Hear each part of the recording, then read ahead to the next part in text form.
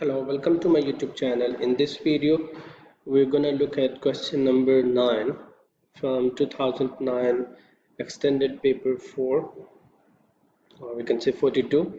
So in this question number 9, the first part, if we look into this, so car A and car B takes part in a race around a circular track. One lap of the track measures 7.6 kilometer.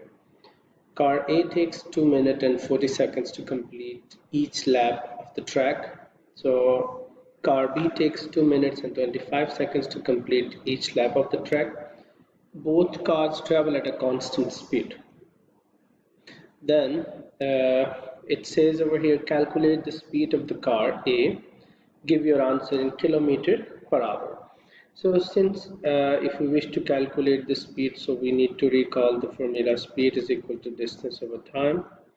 So we know the distance is 7.6 kilometer over car A takes 2 minutes and 40 seconds. So 2 minutes and 40 seconds, so that's mean 2 times 60 plus 40. So 120 plus 40, so that's mean this is 160 seconds. So 160 seconds. So if we divide this, and since at the end we need answer in kilometer per hour, so if we divide 7.6 divided by 160, so we'll get 0.0475. But since we need to convert this into per hour, kilometer per hour, so we can multiply this by 3600. Why? Because we are at second, so we need to go to the hour form, so we need to multiply by 3600. So that's mean in this way you will get 171 kilometer per hour. So here you go. Then in the B part of it, it says both cars start the race from the same position S at the same time. Find the time taken when both cars A and car B are next at the position S at the same time. So give your answer in minutes and seconds. So in this question, actually in B part of it, so many students get confused. So the thing is, here we need to look for the time, because we are given a time for car A to complete one lap is 2 minutes 40 seconds, and for the car B it's 2 minutes and 25 seconds. So that's mean 2 times 60 plus 25, so 120 plus 25, so that's mean this will complete in 145 seconds. So now we know the times. So for car A, we know the time it's complete one loop is or 160 seconds, and for car B it is completing in 145 seconds. So the question is when the next same time they will meet again. So what we can do here, because we in other way around we are looking for their least common multiple. So there are different ways to work for this, whether you can continue counting by 160 and 145, but that will take too long. So in this way, what we will do, we can multiply them. So 145 and 160, so we can multiply them. So it will give us 160 times 145, so this will give us 23,200. But after this, because we don't know whether is there any other multiple before this, so we need to look for their greatest common factor. So if you find the greatest common factor for them, so 160 and 145, so this is 5 over here. So you can divide this by 5. So that's mean their least common multiple is 4640. So this is the time where they will meet again. So, but this is in terms of seconds, so we don't know how many laps it will complete. So we will check how many laps car A will complete.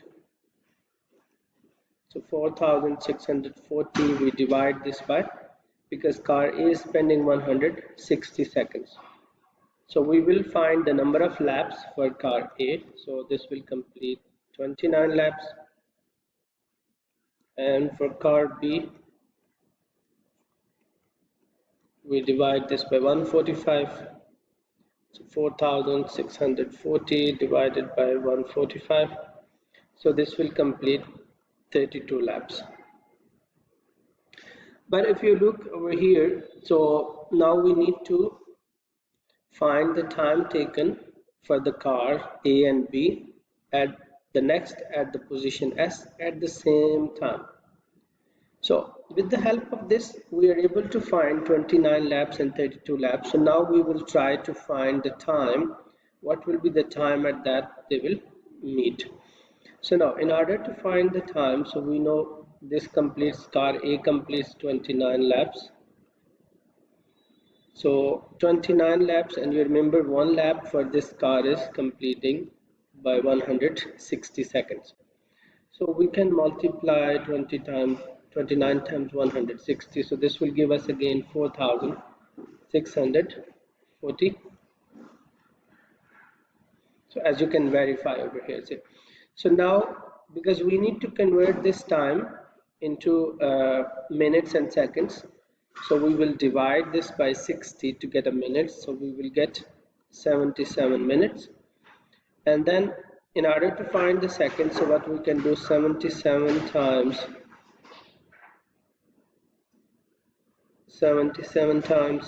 20. So 77 times 160. If we multiply 77 times 60, because we already divide by 60, so if we multiply by this, so we will get 4620. And 4620 minus this, so this will give us the number of seconds remaining. So 4 minus 2 is 2, and then you can say, so this is 20 seconds. So similarly, this we check for car A. If you wish to check for car B, so you can do the same thing and check.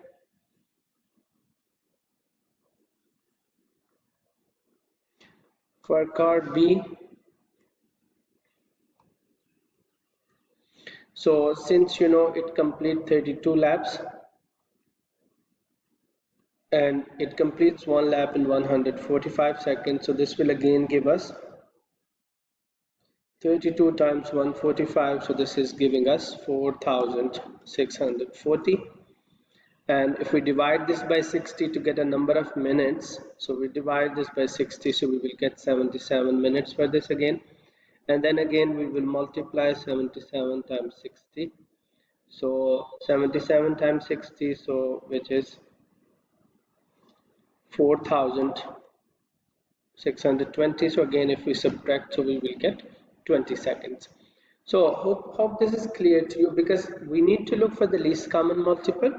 So once we found the least common multiple, with the help of that, we can easily find the number of minutes and the seconds, so where they will meet again.